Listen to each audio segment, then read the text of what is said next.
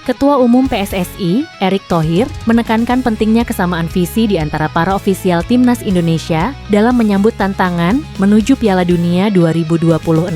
Saat ini, tim Garuda tengah berjuang di putaran ketiga kualifikasi Piala Dunia 2026 zona Asia. Di bulan Juni mendatang, pasukan yang dipimpin Patrick Kluivert dijadwalkan menghadapi dua lawan tangguh, Cina dan Jepang. Meski menempati posisi keempat di klasemen sementara, peluang Indonesia untuk melaju ke putaran keempat masih terbuka lebar. Satu tiket otomatis masih tersedia, walau harus bersaing ketat dengan Australia yang kini berada di peringkat kedua. Erick Thohir menegaskan bahwa evaluasi menyeluruh dan penerapan standar tinggi sangat dibutuhkan untuk membawa timnas ke level yang lebih baik. Ia meminta seluruh ofisial tim bekerja maksimal, mengingat target utama adalah lolos ke Piala Dunia. Sebuah kesempatan emas yang tidak boleh disia-siakan. Kita harus introspeksi dan menerapkan standarisasi pengelolaan tim sesuai dengan levelnya, ujar Erick melalui akun Instagram pribadinya, dikutip dari bolasport.com.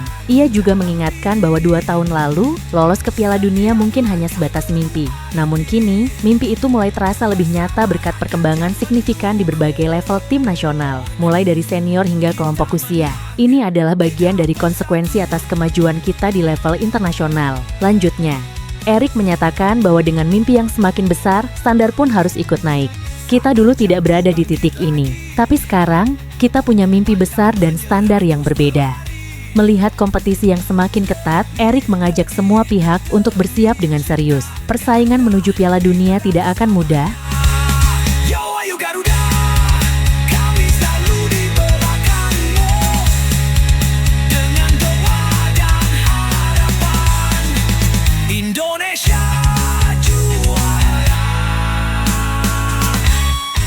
Tak hanya tim senior, tim U17, U20, hingga U23 juga menunjukkan perkembangan pesat. Kemenangan di SEA Games setelah penantian 32 tahun menjadi bukti nyata komitmen dalam membangun timnas secara serius. Semua tim akan berjuang habis-habisan. Sekarang, waktunya mempersiapkan diri di semua lini. Kita harus pastikan semua berjalan dengan baik, tegasnya. Jadi, kita mau mundur atau melangkah maju? Lanjut Erick. Kalau kita tidak bisa beradaptasi dengan perubahan, maka itu adalah kegagalan. Saatnya introspeksi dan bergerak ke depan. Sementara itu, optimisme tengah membara di jagat sepak bola Indonesia. Timnas Garuda bersiap menghadapi 2 laga penentu dalam lanjutan kualifikasi Piala Dunia 2026 zona Asia. Pertandingan yang dijadwalkan pada bulan Juni ini akan menjadi momen krusial dalam upaya Indonesia melangkah lebih jauh, bahkan meraih tiket langsung ke putaran final di Amerika Serikat, Kanada, dan Meksiko.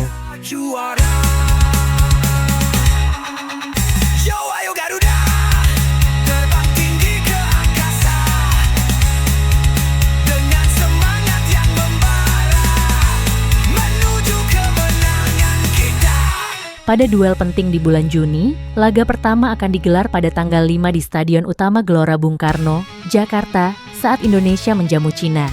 Bermain di depan publik sendiri, ini menjadi kesempatan emas bagi skuad Merah Putih untuk mengamankan 3 poin penting. 5 hari berselang, pada 10 Juni 2025, tantangan lebih berat menanti. Timnas Indonesia harus bertandang ke markas Jepang, salah satu raksasa Asia yang kini memimpin klasemen. Dari 6 pertandingan yang telah dijalani, Indonesia saat ini berada di peringkat keempat grup C dengan 9 poin. Di atasnya, Jepang kokoh di puncak dengan 20 poin, disusul Australia 13 poin, dan Arab Saudi 10 poin. Sementara Bahrain dan Cina yang ada di bawah Indonesia, sama-sama mengantongi 6 poin. Meski belum di zona aman, harapan Indonesia masih terbuka lebar.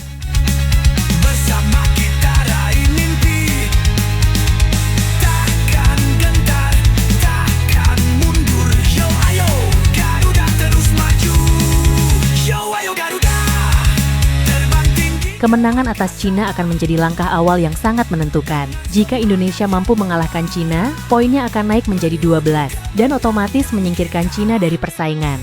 Skenario ini akan membuka jalan bagi berbagai kemungkinan positif, tergantung hasil laga lain, terutama bentrokan antara Arab Saudi dan Bahrain. Jika kedua tim tersebut bermain imbang, Bahrain akan tertahan di 7 poin dan tak bisa mengejar Indonesia. Arab Saudi pun hanya unggul 1 poin dari Garuda. Ini bisa membawa Indonesia ke posisi 3 klasemen, sekaligus mengamankan tiket ke babak keempat sebelum bertemu Jepang. Lebih menarik lagi, jika Jepang berhasil menundukkan Australia, maka Australia tetap dengan 13 poin. Kondisi ini memberi peluang Indonesia untuk mengejar posisi runner-up dan meraih tiket langsung ke Piala Dunia, asalkan mampu mencuri poin di laga tandang melawan Jepang. Dengan skenario tersebut, laga kontra Jepang tak lagi menjadi beban berat. Justru bisa jadi ajang bermain lepas tanpa tekanan untuk mengejar hasil maksimal. Indonesia juara. Menjelang laga FIFA Matchday bulan Juni, kabar kurang menyenangkan datang dari salah satu pemain andalan timnas Indonesia, Kevin Dix. Bek berusia 28 tahun itu mengalami cedera serius saat membela FC Copenhagen dalam laga lanjutan Liga Denmark melawan Brøndby IF, Minggu, 13 April 2025. Hasil pemeriksaan menunjukkan bahwa Kevin mengalami cedera hamstring yang cukup parah, memaksanya menepi hingga akhir musim.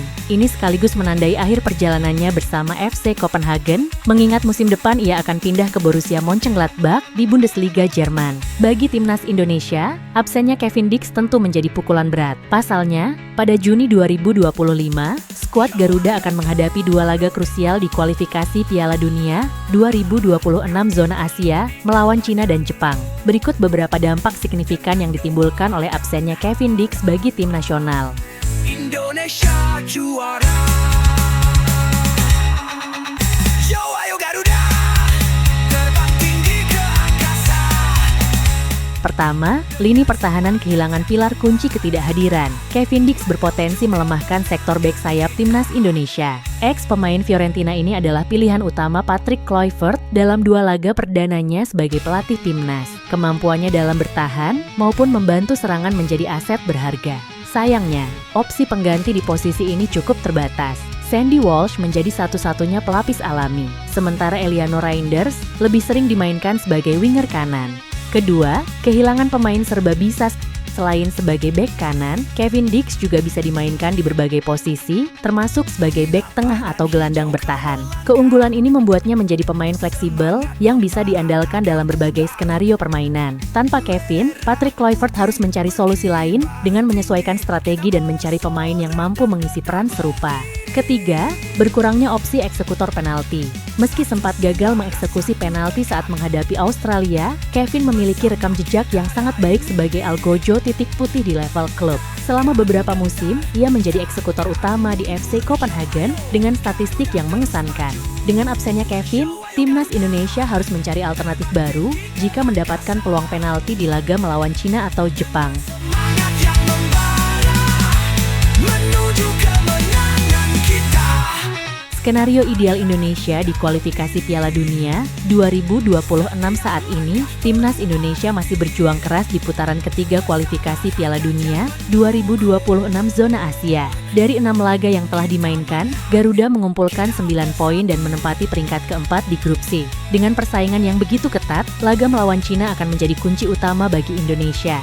Jika berhasil menang, Indonesia akan naik menjadi 12 poin. Sekaligus memastikan bahwa Cina tidak lagi bisa mengejar. Namun, nasib timnas juga bergantung pada hasil laga Arab Saudi melawan Bahrain. Skenario terbaik bagi Garuda adalah jika pertandingan tersebut berakhir imbang. Jika Bahrain dan Arab Saudi bermain seri, Bahrain hanya naik menjadi 7 poin dan Arab Saudi tetap di 11 poin, yang berarti Indonesia bisa naik ke peringkat ketiga. Posisi ini akan memastikan Indonesia lolos otomatis ke babak keempat kualifikasi, bahkan sebelum menghadapi Jepang. Jika di pertandingan lain Jepang berhasil mengalahkan Australia, maka Australia tetap dengan 13 poin. Ini membuka peluang bagi Indonesia untuk mengejar posisi runner-up, asalkan mampu mencuri poin di laga tandang ke Jepang. Dalam situasi ini, beban mental tim akan jauh lebih ringan, dan laga melawan Jepang bisa menjadi kesempatan bagi para pemain untuk tampil lebih lepas dan mengejar hasil terbaik. Mimpi besar menuju Piala Dunia 2026 adalah sesuatu yang terus diupayakan dan akan menjadi istimewa terlebih. Sejak merdeka, Indonesia belum pernah lagi tampil di putaran final Piala Dunia. Partisipasi terakhir terjadi pada 1938 saat masih bernama Hindia Belanda. Jika berhasil menembus Piala Dunia 2026, itu akan menjadi pencapaian monumental yang akan dikenang sepanjang sejarah sepak bola nasional.